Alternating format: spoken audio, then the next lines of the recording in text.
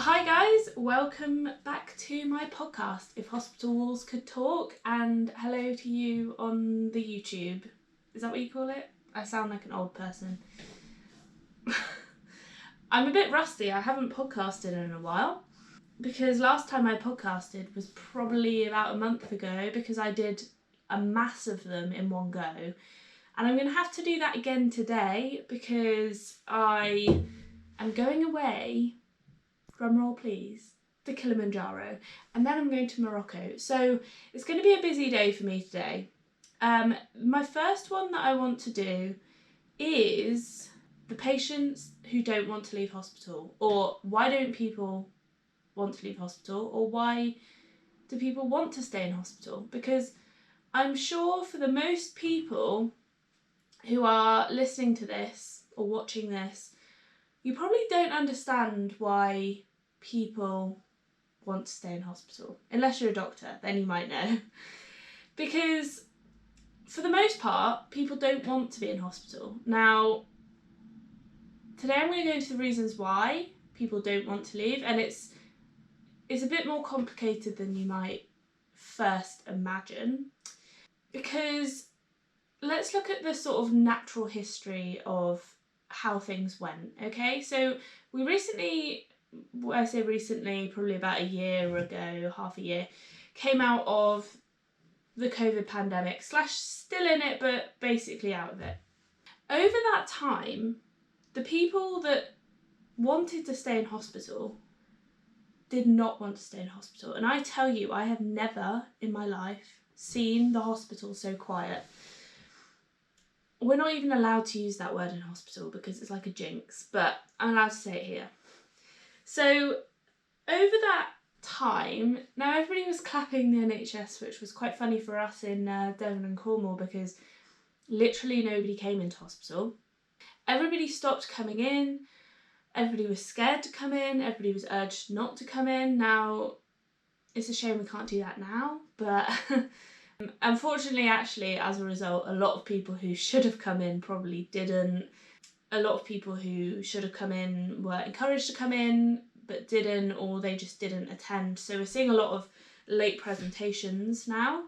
But for the most part, people want to leave hospital. So the natural history of it is that people come into hospital sometimes against their will, but they understand that it's for the greater good of themselves. And they want to leave ASAP. Like, every day they'll be asking, when can I go? It doesn't matter if they're old or young, usually. For the most part, let's say about 85% of people, maybe more, maybe 90% of people want to leave hospital. But then there are the 10%, maybe 15%, who, if they could, would stay in an institution.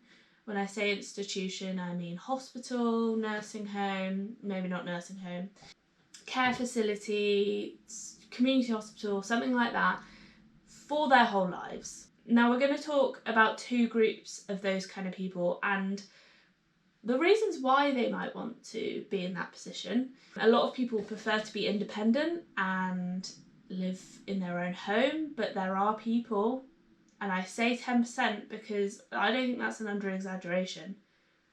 Over-exaggeration? I don't think I'm exaggerating about that.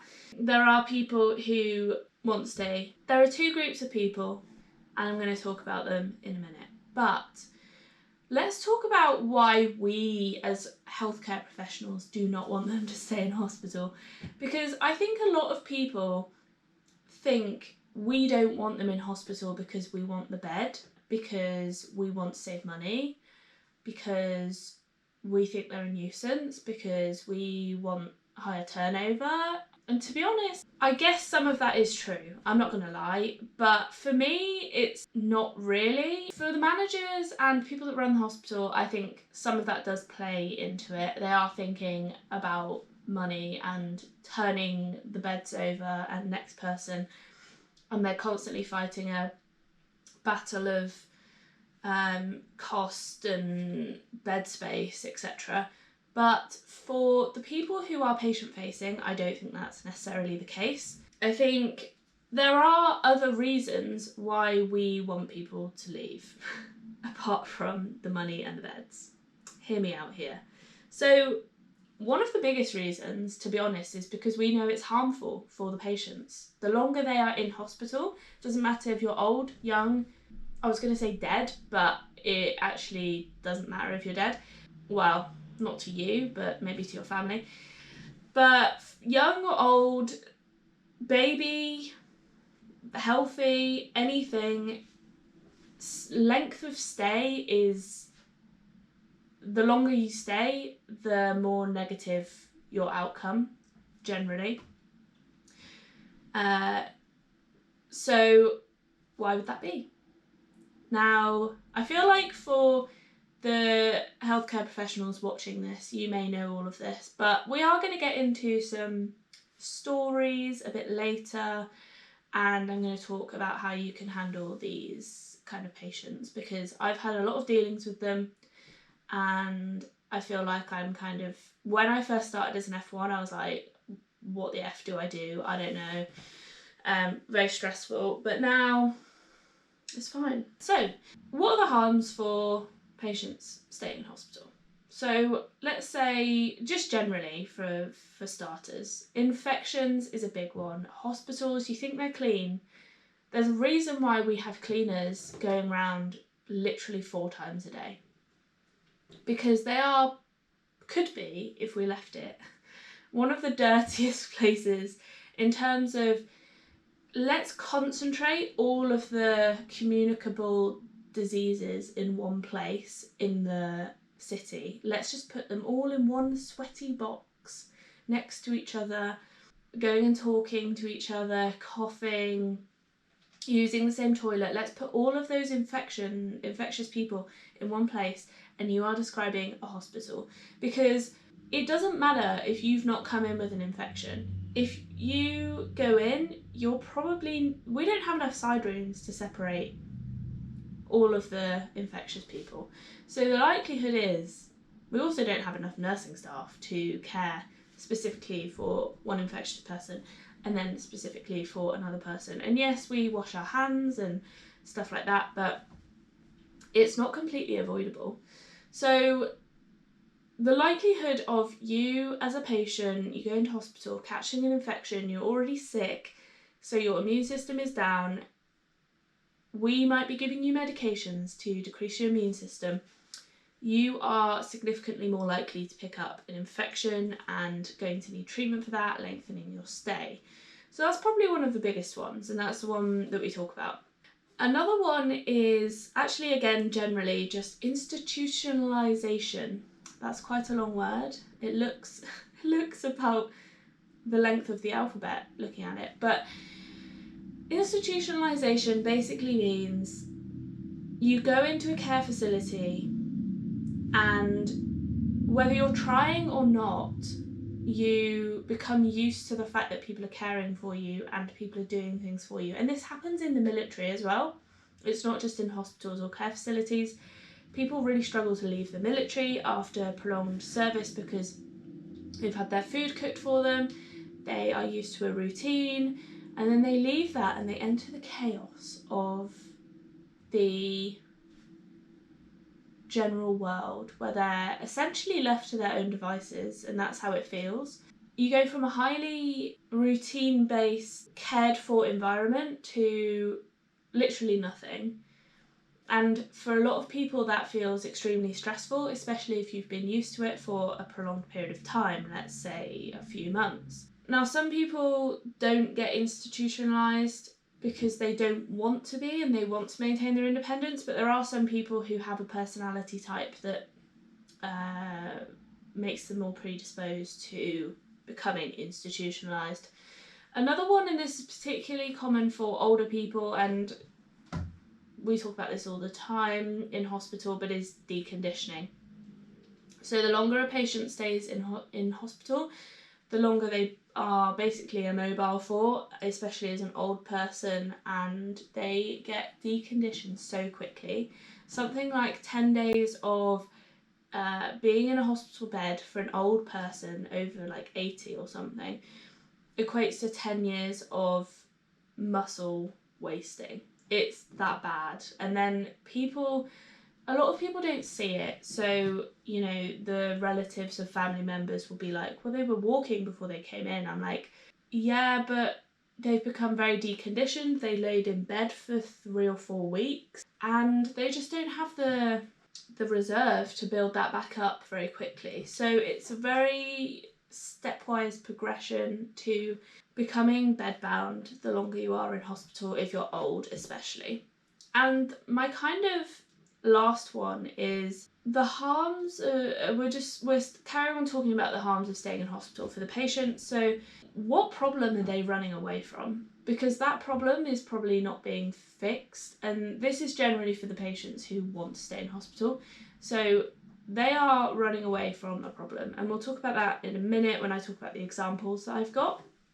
And I've dealt with a lot of patients who don't want to leave hospital, and like I said, a lot of it's very different going from being in hospital to going into the community, because you go from a very highly protected environment where if they leave, well, that's against their medical advice, and you go from, you know, them basically listening to you, and then you go to GP and you're visiting people in their homes and they don't want to go in. You either have to kind of try and convince them or kind of share that risk with them, and that can feel quite uncomfortable as a junior doctor, not really having much experience, and especially like doing it as an F2. It was quite scary, and that got especially worse over COVID because people who already didn't want to go in were saying, there's no chance in hell I'm going in, I'd rather die here. So I had people with like severe stroke signs who were like, I do not want to go into hospital. And I was like, they didn't even want a healthcare professional, i.e. me, to go and see them because they were that scared. So I had this one lady who, I'm only laughing because her symptoms were really bad. She had I think she'd had a cerebellar stroke. She was ataxic. For those of you who are non-medical, cerebellum is like the balance centre at the back of your brain, and if you're ataxic, you're kind of like, your movements are kind of jerky and unbalanced. So she was really ataxic and like leaning over to one side, and it was a really nice day, so we sat out in their garden and I took a history in their garden, and they offered me like drinks. It was a very odd situation, and I was like, gal, I didn't say that, but gal, you got to go into hospital.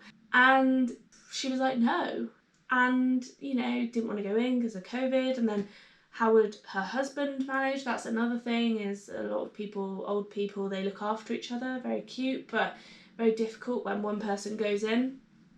And anyway, he was in a wheelchair, I think he had MS, but she went in event, thankfully. But I digress. What I was saying was, what problem I'm so tangential in my thinking, it's very annoying. What problem are they running away from? And if they're old, okay, we'll talk about that in a minute. I don't want to skip to the good bit. I think young and old people who want to stay in hospital are managed very differently, and that is because their reason for being in hospital and their reason for wanting to stay in hospital are very different. So let's talk about the old ones first. And when I say old, I generally mean 75 or above, maybe 80 or above. And when I say young, I actually just generally mean probably like 50 or below. Now, where do the people in between that fall? To be honest, most of the people between 50 and 70 don't want to stay in hospital. It's actually generally either very young, as in 20 or 30, or it's very old, as in like 80 or, yeah, around 80. So the sort of 50, 60, 70, I think generally don't want to stay. We're going to leave them for now. But so my general young, less than 50, but you can also bunch the people. You can include the young people to be, let's say, 75 and below, and the older people to be 75 and above. So, but I'm saying those middle people generally don't want to stay in. I don't know why that is. I think it's probably because they are at a point where they're very comfortable in their lives. They've probably paid off their mortgage. They've just taken retirement, so they have. It sounds weird, but they have a lot to live for. So, yes, you could say that about younger people, but we'll go into that in a minute. But those people, they're generally approaching the end of their life, as in 60, 70. So they probably don't want to waste their time in hospital. Now, that's my theory. I have no basis for that, but most of those people want. So let's talk about old first, because I feel like there was probably a bit more condensed. So I'm going to give you a little story. I don't think this one's as good as the young people, so you might want to stick around for the young people, because the older people's story is quite common, and I don't know, I couldn't think of an exciting one to be honest, but let's say 80, and this is kind of a few people amalgamated together. So although I'm specifically in my head talking about one person, it's not specific about that one person. So there are other bits of it's like a composite of one patient, by combining sort of 4 or 5 of them. But in my head, I'm thinking about one person because it just makes it easier for me to talk about that person. So 80-year-old female. Now obviously that's not exactly correct, I can't remember her age, and I don't even think she came in with this, but this is quite a common reason for people to come in. The 80. So she came in with a fall secondary to a UTI which had been treated. Her husband has passed away within the last 6 months. She has 2 children who don't live locally, and they're sort of 50 or 60. And she's ready to go home from our perspective, but she's putting up a lot of barriers. She doesn't feel maybe supported, and the main reasons for her not wanting to go home, despite being ready, she's independent on the ward, and she's coming up with a lot of new reasons to stay in. Generally, she just doesn't feel supported. She might also be a bit lonely. Her children don't live locally. Her husband died only 6 months ago, and she doesn't want to go home and be alone, essentially. Now, these people are unable to cope with their physical needs, and some of that is founded, some of that is also their comprehension of how well they look after themselves. So, as in their idea of their mobilisation, as in they might feel like their mobility is not very good, but actually they can walk from here to the bathroom, and they can walk up the stairs despite it being quite slow or laborious for them, but they can do it safely. And generally these people don't want to go home from hospital because they are scared, they feel lonely, and as a result, therefore need more care. So the kind of support that you might be able to offer them is carers, or sometimes these people need to go into nursing homes, but generally it doesn't get to that point, or you can offer them befriending services. Now, the occupational therapist, we've got a discharge team in our hospital, are very good at sorting out those sort of befriending services, and there's something called a village agent, which I'd never heard of before, but might just be a local thing to where I work, but it's basically someone who just sorts out everything that a person that is discharged from hospital might need, such as food when they go home, or they might need their bins putting out, or it's just like general stuff that if you don't have family nearby, you need somebody to do it for you if you're old and you can't work the internet. So most of the time there are people, and sometimes they're volunteers, which is like even cuter in my opinion, but generally there are people in the local community who can help with those things.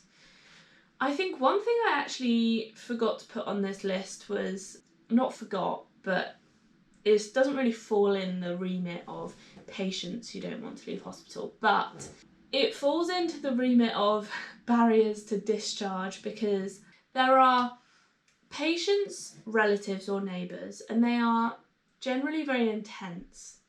They are sometimes more difficult than the patient because they put up lots of barriers, and you're not really able to always assess those barriers, such as you think that the patient's daughter, for example, is going to be home, but then they say, oh, actually, no, I've been called into work. And it's like, it's generally like an ever-changing evolution of issues.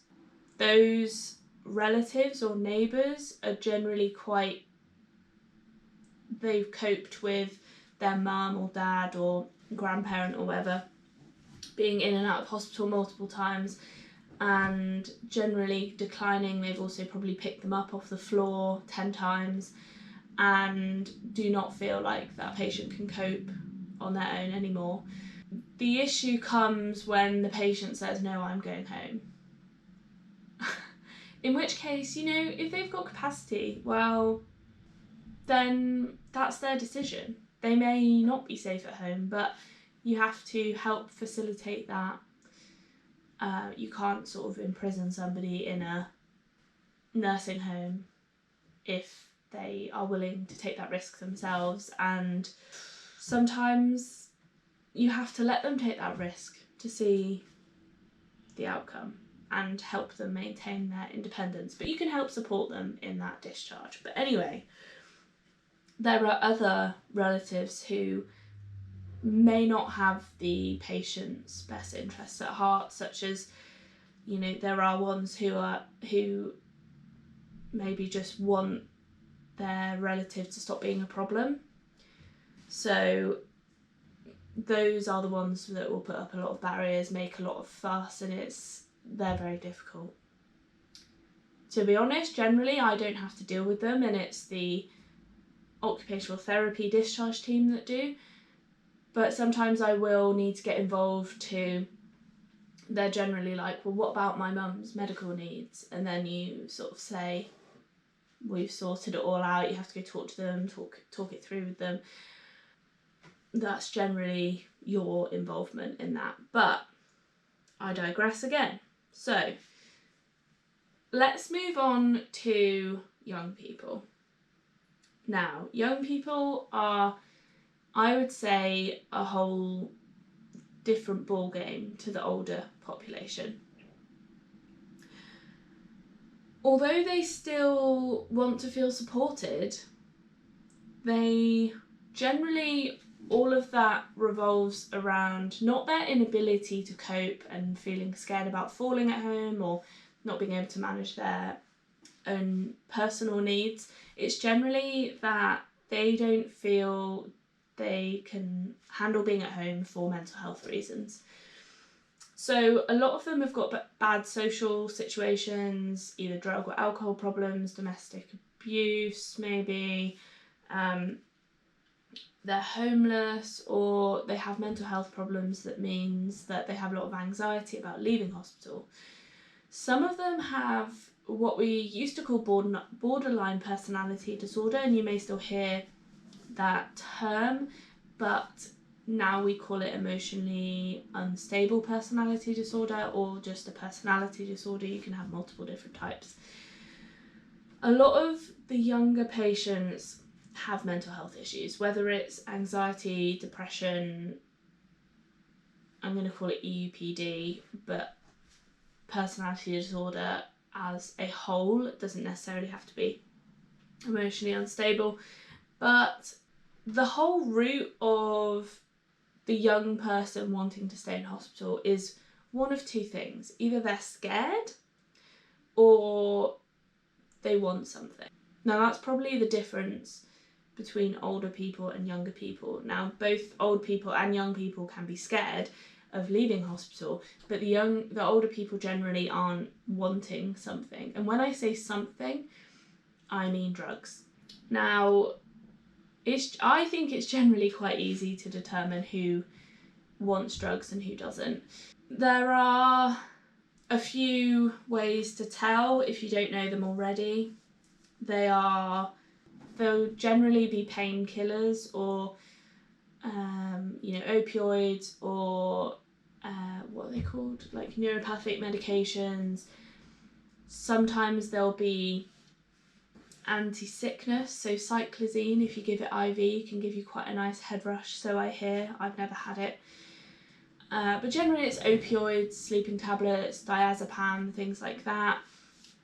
Things that are quite hard to get hold of. So they may present with pain or... Now, I don't know if these people have got pain. Some of them do, some of them may not. It's very hard to determine that, isn't it? But let's talk about the drug ones first. Now, as a general rule, I would say that if they are seeking drugs and you can see that they're seeking drugs, so the way that you might see that is they come in, let's say, for abdo pain. Now I've actually got an example here. So just, this was actually a lady who I didn't really get involved with medically, but I heard of because I was the HCA looking after her.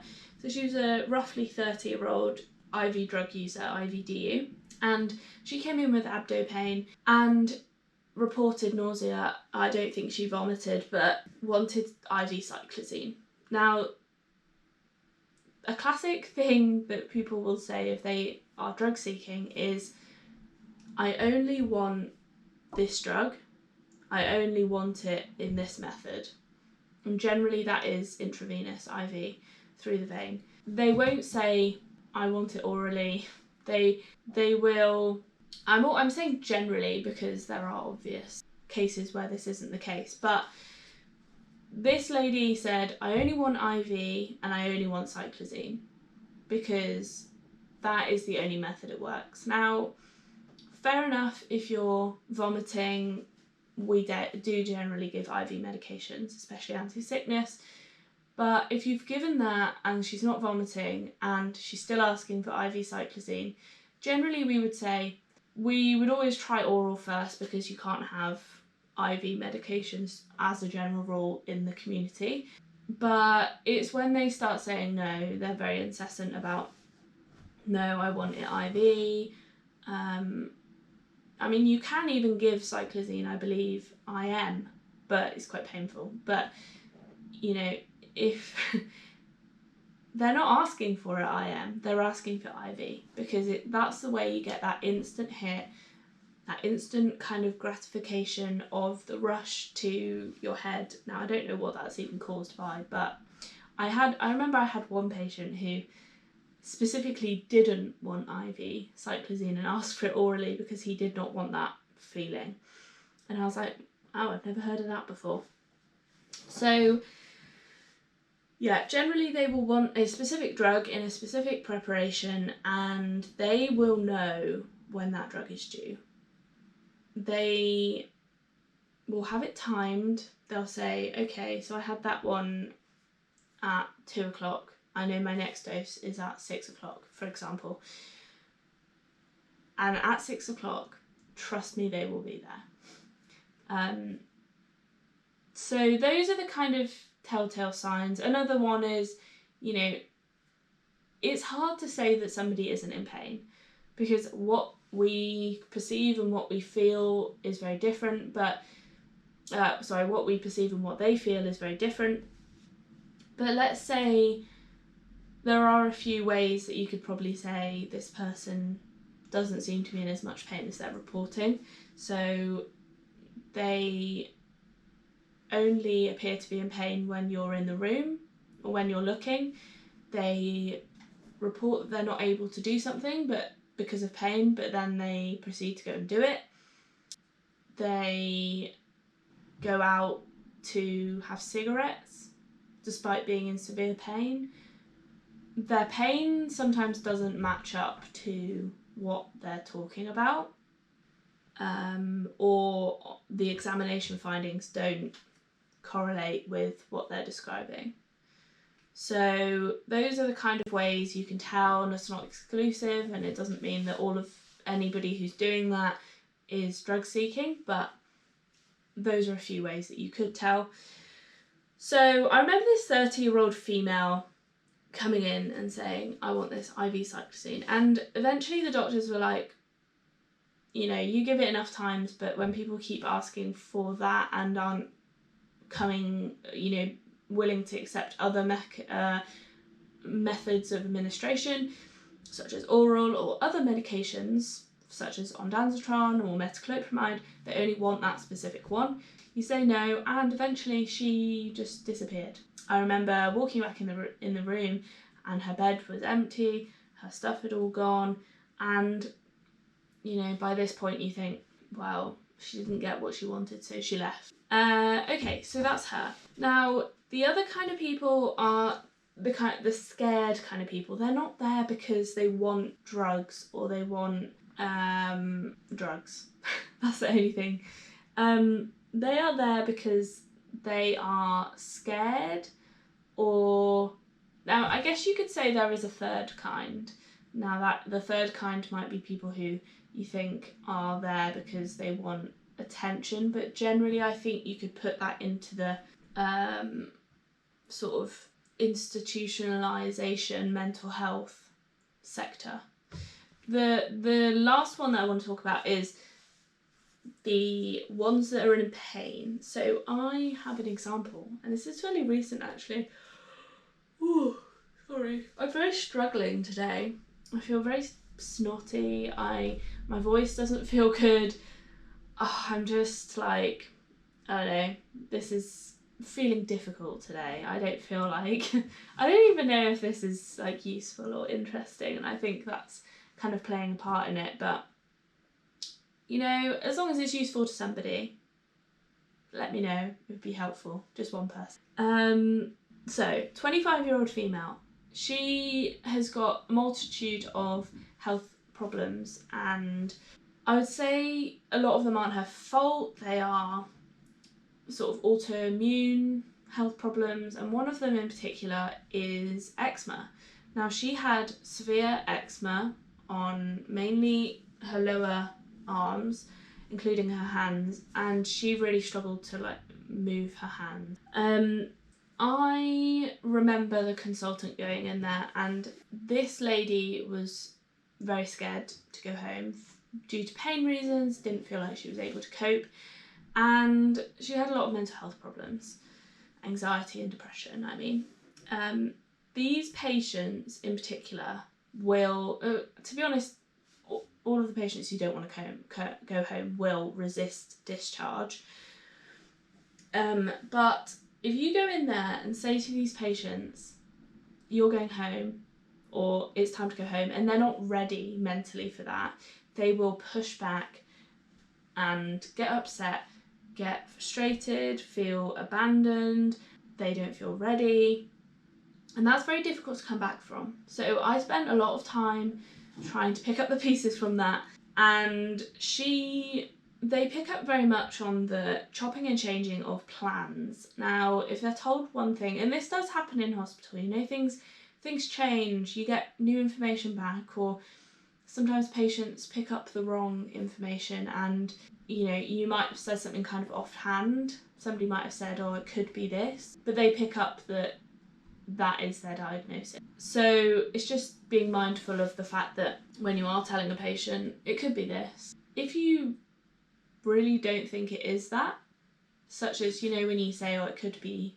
cancer, for example, if you really want them to not take away from that experience that they've got cancer, you need to severely stress that, because a lot patients will generally hear a word and think, that's my diagnosis, because they are looking, as a general rule, and that's this not a negative thing, people want a diagnosis, they want a reason for their issue. So anyway, this lady had picked up on lots of different diagnoses, lots of different creams for her eczema that she didn't feel like had worked or were painful, and all she needed was time and somebody to listen to her.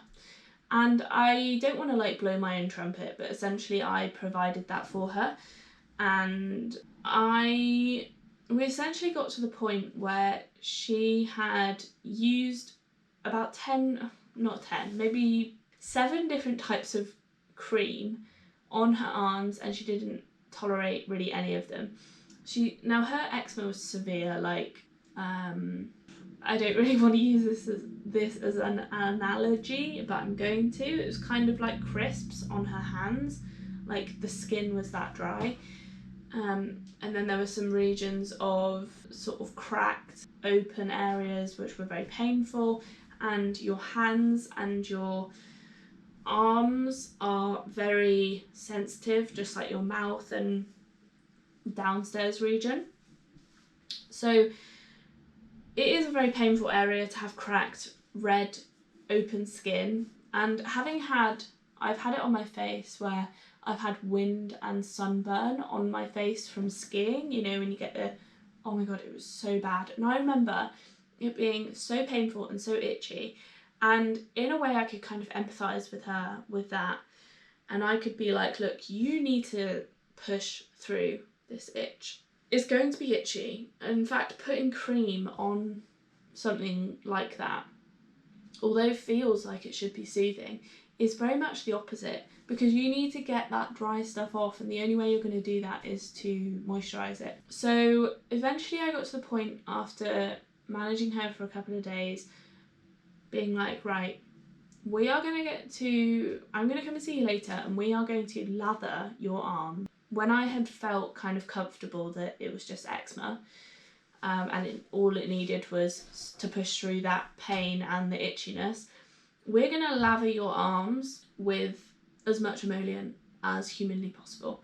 We are then going to, and she really appreciated a parental kind of approach to managing her, and it's interesting, and actually I need to try and find this book, because there's a really interesting book about different types of communication styles with different kinds of patients and consultation styles.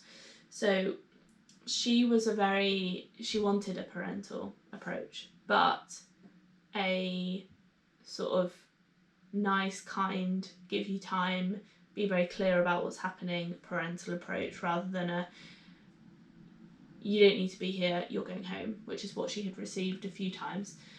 Anyway, I spent some time with her, listened to her for a while, probably about 30 minutes, and then it doesn't sound like that long, but actually when you're very busy in hospital, spending 30 to 45 minutes with one patient is quite a long time.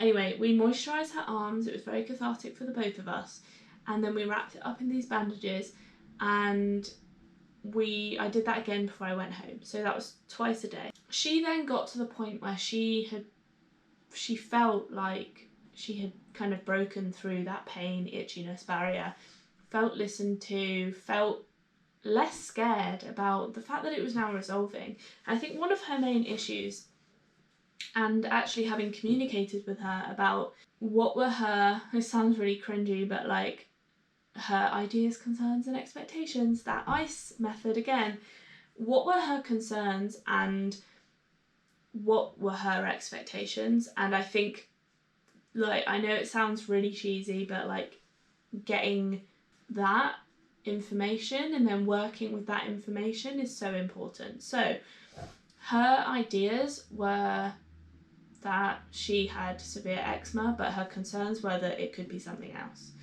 Now her expectations were that she wanted to be able to use her hands, but she also had concerns that her, it was painful and the creams were making it worse. Now, once we tried all the creams, and actually I thought it's not making it worse, it's just that it's itchy and painful because it's so dry. Once we had kind of alleviated those concerns and we got to the point where her expectations were met, so she could use her hands, she was happy to go home, and she did not resist discharge. She was actually feeling very comfortable, and I said, this is what you need to do at home, and we got her to a point where she could feel comfortable going home. Now, I'd like to pose the kind of opposite angle on this. There's an alternate universe where I could have gone along with the consultant, said, you're going home and that's the end of it. You can manage this at home, you don't need to be in hospital, and kind of kicked her out. Now, I have two views on this. One is it either makes her severely hate hospitals and doctors and demonise them, leading her health to get worse, or it's difficult because it's very personality based. I think if I'd done that, it probably would have gone that way. The other angle is that me being so nice to her has now kind of made her feel like going into hospital and being looked after is like a really nice thing, and the way that she's going to manage it in future. But I was very insistent on the fact that, okay, I've done this for you now you need to go and be doing this at home on your own. And it's really hard because I think it can go either way. That could either empower her to look after herself at home, or it's going to have perpetuated a cycle of institutionalization. But I think the alternative angle of me being like, you need to get out, you don't need a hospital bed, would have either created more harm than good and made her more upset and not want to seek medical help again, or she would have ended up like coming back in or putting in a complaint, or I don't know. But I don't think that method was going to work well for her. But only time will tell. I don't know how that's going to play out, and I might not ever see her again, to be honest, because I am leaving that hospital, but that's a story for another day. I think I did a blog on that, so go check that one out, called like losing your locum job or whatever. But anyway, I've talked for a very long time. I hope that's been somewhat helpful, and even if you're not medical and don't really care about managing how to discharge patients who don't want to go home, hopefully it's been kind of insightful into why people actually don't want to leave, because I think everybody who is like my age, who doesn't go into hospital and doesn't understand why people would want to stay in hospital, now hopefully you do after listening to that. Anyway, I hope it was useful for you, and I hope my kind of I paused because I don't know what to say. I'm feeling a bit lackluster, but I need to energise. Okay, I've got a couple more podcast episodes to do today. So although you will be seeing this the week after, okay, I'll see you in a minute, but also in a week. Bye.